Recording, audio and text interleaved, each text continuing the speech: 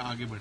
मैं समझता हूँ ये बहुत ज़रूरी है कि जब तक महिला जो 50% हमारी पॉपुलेशन है सारे वतन की, जब तक वो नहीं चलेगी आगे, वतन तेज़ी से आगे नहीं बढ़ सकता। इसलिए बहुत ज़रूरी है कि इनमें वो ताकत आई जाए, इनमें तालीम बढ़ाई जाए, इनमें सारी चीज़ें बताई जाएं, कैसे ये न सिर्फ अपने आप को बल्कि उस क्षेत्र को भी उठा सकें जहाँ से कल उठेंगे। मालदीव और लक्षद्वीप की कंट्रोवर्सी को आप कैसे देखते हैं, जो कुछ लोगों ने अब स्टेटमेंट देना शुरू कर दिया मालदीव के नेताओं ने? देखिए, मैं क्योंकि मालदीव जानता नहीं, मैं कभी गया नहीं हूँ। हिंदुस्तान हर वक्त मालदीव की मदद में गया। मैं जानता हूँ जब वहाँ पे वो शैतान आए थे जिनने कब्जा करने की कोशिश की थी, आप सबको याद होगा, तब कौन गया उनको बचाने के लिए?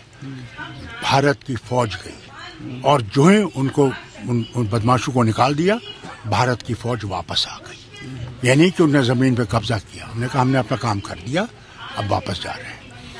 आज जो ये कंट्रोवर्सी हो रही है, मुझे ये समझ नहीं आती ये क्यों हो रही है, क्या वजह है?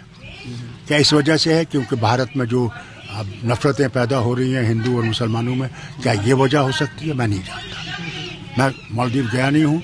ये समझता हूँ कि ये फॉरेन मिनिस्ट्री जो हमारी है वही इसका बता सकती है देश को कि वजह क्या है जिसकी वजह से ये हो रहा है। चाइना का चाइना का इन्फ्लुएंस तो हर जगह बढ़ रहा है। चाइना का वहीं नहीं बढ़ रहा है, आपके नेपाल में बढ़ रहा है जो हमारा पड़ोसी है, पाकिस्तान में तो पहले से ही है, बांग्लादेश में भी बढ़ रहा है। चाइना ने हमें घेर रखा है, इसमें कोई दो राय नहीं है। मगर भारत कोशिश कर रहा है कि चाइना से बातचीत से मामला हल किया जाए, और ये तभी होगा जब वो भी इसका रिस्पांस अच्छा दे। और भारत और चीन जो है वो दोस्ती में जैसे पहले थे, आपको याद होगा जब पंचशील बना था नेहरू के वक्त में, उसमें चो एन लाई थे जो एक सतून थे। मगर फिर जो वो वॉर हो गई, वो 60 की या 61 की, उसने फिर हमारे धाड़ें डाल दी।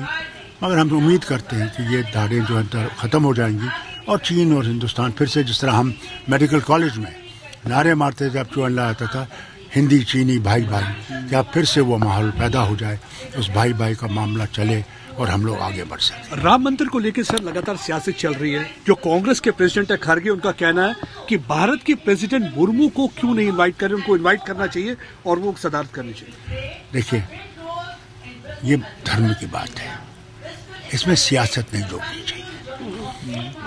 भगवान राम सबके विश्व के राम है, तो फिर अब किसको बुलाएंगे किसको नहीं बुलाएंगे, इसमें फारूक अब्दुल्ला कुछ नहीं कहेगा। देखिए, मंदिर में सबको नहीं इनवाइट, हाँ सबको जाना चाहिए, क्यों नहीं? आपको इनवाइट नहीं? अरे तो मैं कौन हूँ? मैं एक छोटी सी चीज हूँ भैया, मुझे क्या पढ़ना चाहिए?